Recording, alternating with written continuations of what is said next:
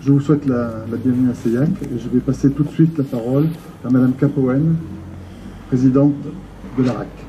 Au nom du Conseil général, Monsieur le maire de Seillac, Monsieur le sénateur, Mesdames et Messieurs les élus.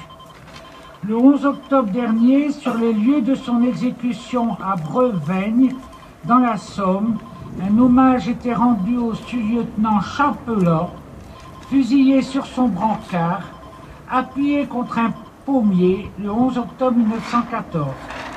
Hommage en présence de Madame le préfet de la Somme, de Monsieur Barcelini, conseiller de Monsieur Kader Arif. La RAC de la Corrèze a estimé qu'il devait en être de même pour le soldat Léonard Marie, autre figure emblématique des victimes innocentes des conseils de guerre, tombés sous les balles de peloton composés de leurs propres camarades. Figure emblématique de notre section intercommunale de Saint-Jean, est parvenu à sortir de l'oubli et dont la détermination lui a permis de retrouver sa légitime place auprès de ses 92 autres compatriotes figurant sur ce monument aux morts.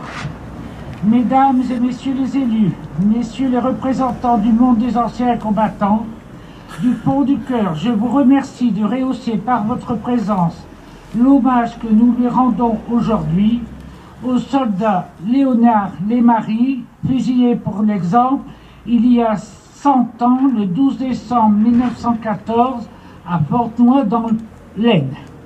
Merci. Monsieur Vacher pour l'ARAC. Mesdames et messieurs, c'est avec beaucoup d'émotion que je participe à cette cérémonie organisée par la municipalité de Seillac et par l'ARAC, donc avec la grande aide, j'allais dire, de Michel Agnew, là, qui vous a accompagné, Madame la Présidente, et qui est notre délégué à la mémoire du comité départemental de l'ARAC. Moi et beaucoup d'autres à l'ARAC, au mouvement de la paix, à la libre pensée, à la Ligue des droits de l'homme, menons le combat pour la réhabilitation des fusillés pour l'exemple depuis de nombreuses années. Je me suis donc impliqué dans la reconnaissance et la réhabilitation des fusillés pour l'exemple, notamment de celle de Léonard Lémarie, habitant de Seillac en Corrèze et fusillé pour l'exemple à Fontenoy dans l'Aisne en décembre 1914. J'en profite d'ailleurs, j'ai oublié tout à l'heure de saluer la famille évidemment de Léonard Lémarie, représenté ici par son petit-fils notamment et par ses arrière-petits-enfants.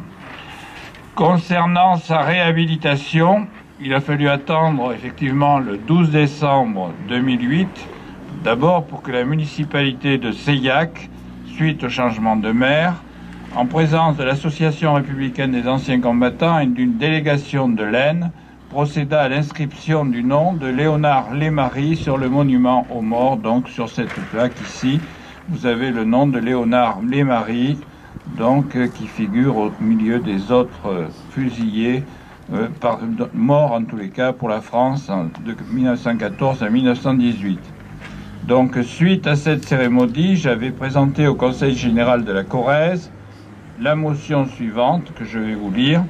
Pour la reconnaissance des soldats fusillés pour l'exemple, c'était le 27 mars 2009. Voici le texte de cette motion. Considérant que tout au long des 4 années de la Grande Guerre, des combattants français ont été condamnés pour l'exemple et exécutés, considérant les travaux des historiens qui ont largement démontré l'arbitraire, la précipitation et le non-respect des droits les plus élémentaires de la défense qui présidait aux décisions des cours martiales, considérant que sans chercher à réécrire l'histoire ou à l'instrumentaliser, le temps est venu d'une mémoire apaisée, ce qui illustre les propos de Lionel Jospin en novembre 1998, de Nicolas Sarkozy le 11 novembre 2008, qui plaide pour la réintégration des condamnés pour l'exemple dans la mémoire collective. Considérant le cas du Corrézien Léonard Lémarie et de sa famille, qui même si son nom est désormais inscrit sur le monument aux morts de Seillac, attendent de voir réparer totalement l'injustice faite aux soldats par une réhabilitation pleine et entière. Le Conseil général de la Corrèze, réuni en séance plénière le vendredi 27 mars 2009, donc invite la République française à prendre, dans la générosité qu'elle doit à tous ses enfants, la décision de reconnaître les soldats condamnés pour l'exemple comme des soldats de la Grande Guerre à part entière, de façon à permettre que leur nom puisse être légitimement inscrit sur les monuments aux morts des communes de France, à la demande de leurs familles ou des associations et collectivités concernées. Enfin, voilà donc fin de cette motion qui avait été adoptée à l'époque à l'unanimité des élus du Conseil général. Enfin, le 21 août 2009, la famille de Léonard Lémarie a pu se rendre sur les lieux de l'exécution de leur aïeul et à l'inauguration d'une plaque commémorative à Fontenoy, donc dans l'Aisne. Et je dois dire que je participais d'ailleurs à cet instant très important et j'en ai gardé souvenir particulièrement ému. Aujourd'hui, peu de choses ont évolué malheureusement. Pour ma part, j'ai écrit au président de la République et au président de l'Assemblée nationale en février 2014. Leur réponse révèle la volonté politique du pouvoir de faire quelque chose pour ces fusillés pour l'exemple, mais il n'y a pas de décision collective, positive en tous les cas, sur la question générale des fusillés. Les différentes propositions de loi émanant des sénateurs communistes et des députés communistes ne voient aucune suite donnée, la dernière en date étant le dépôt de loi du 19 juin au Sénat. Je conclurai pour délivrer un message d'espoir en citant l'ouvrage « Le Feu » de notre glorieux ancien Henri Barbus, ancien combattant fondateur de la RAC et militant pour la paix. Les 30 millions d'esclaves jetés les uns sur les autres par le crime et l'erreur, dans la guerre et la boue, lèvent leur face humaine où germe enfin une volonté. L'avenir est dans les mains des esclaves et on ne voit bien que le vieux monde sera changé par l'alliance que bâtiront un jour entre eux ceux dont le nombre et la misère sont infinis. Voilà, je vous remercie. Merci à vous, Madame la Présidente, d'avoir bien voulu organiser cette cérémonie pour le centenaire de l'exécution du soldat Lémarie, fusillé pour l'exemple. Merci à vous toutes et à vous tous d'être présents aujourd'hui, ici, devant le monument aux morts de Seillac. Ce monument où, en décembre 2008, de part de la volonté des élus du conseil municipal de Seillac, le nom du soldat Lémarie a été inscrit aux côtés de ses 92 camarades morts au combat. Ce n'est pas dans un esprit de révolte ou de bravade que cette décision a été prise, mais dans un esprit de justice. Justice que plusieurs centaines de soldats n'ont pas eue. Justice que nos institutions n'ont pas su ou n'ont pas voulu offrir à ses enfants. Enfants de la République que l'État a abandonné, que l'État a oublié. En ce lieu, M. François Hollande, alors président du Conseil général de la Corrèze, appelait de ses vœux à une étude bienveillante de la situation de tous les fusillés pour l'exemple. Déjà en 1998, M. Jospin, alors Premier ministre, évoquait la situation de ces soldats dont l'honneur avait été bafoué.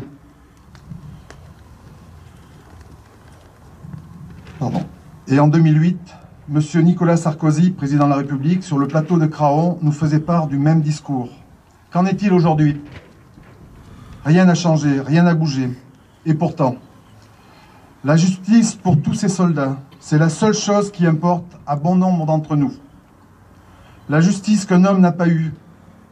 Dans un petit matin froid et brumeux du côté de Fontenoy, dans un chemin creux, un soldat français tombé sous les balles de ses camarades français, fusillé pour l'exemple.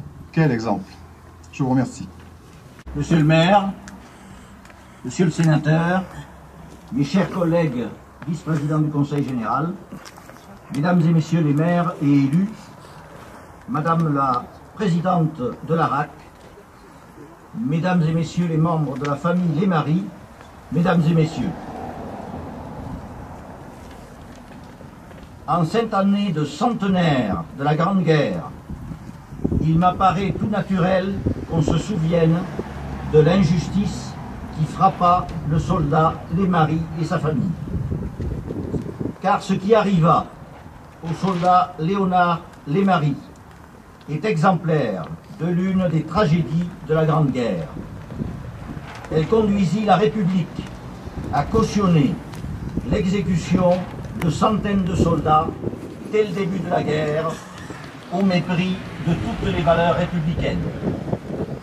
Léonard Lémary fut en effet tout d'abord victime d'un haut commandement dépassé par les ravages de la guerre industrielle, faisant massacrer tragiquement des centaines de milliers d'hommes pour obtenir une percée devenue impossible.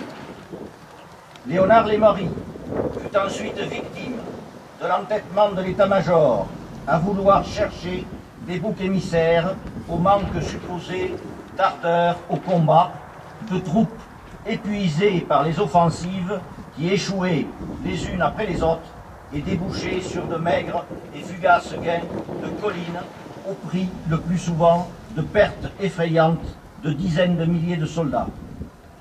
Léonard Lémary fut enfin victime de l'arbitraire d'une justice militaire sans droit de la défense, expéditive, sans appel, au mépris de tous les droits d'une république pour laquelle mouraient pourtant nos poilus, soldats certes, mais également citoyens. Mais Léonard Lémary ne fut pas le seul Lémary victime de cette fusillade pour l'exemple, car ce fut aussi le tour de sa famille de partager la honte du fusillé pour l'exemple. L'interminable bataille menée pour l'inscription du nom du soldat Lémary sur le monument aux morts de la commune de Seignac en témoigne. Certains doutent encore du bien fondé de la démarche de réhabilitation des fusillés pour l'exemple. Quelques-uns aujourd'hui encore ne veulent plus revenir sur l'injustice de la justice militaire d'alors et sur ses conséquences. Ceux-là ne veulent pas voir les travaux des historiens, parfois des historiens militaires eux-mêmes, qui ont depuis mis en lumière l'injustice frappant de trop nombreux citoyens soldats en cette année 1914 et 1915, où on fusilla beaucoup, pour l'exemple, sans réelle preuve. Au point que ces fusillades de l'année 1914 et 15 furent bien plus nombreuses que celles qui survirent les mutineries de 1917. Ceux qui doutent de la nécessité de réhabiliter Léonard Lémary et des centaines de ses camarades exécutés dans les mêmes conditions n'ont pas compris et ne veulent pas comprendre l'horreur des combats, la peur omniprésente, les conditions atroces de la vie dans les tranchées, toujours à la merci de l'artillerie, celle de l'ennemi comme aussi parfois, hélas, la nôtre, la vision également des blessures qui déchirent la chair et mutilent et marquent pour le reste de l'existence. Sans compter ces blessures invisibles, psychologiques, enfouies au plus profond de l'inconscient, parfois jusqu'à la folie. Le Conseil général de la Corrèze, mesdames et messieurs, Alain Vacher l'a dit tout à l'heure, l'avait déjà compris il y a quelques années et avait demandé par motion, elle a été lue tout à l'heure, voter à l'unanimité l'inscription du soldat Léonard Lémary sur ce monument aux morts de Seilhac.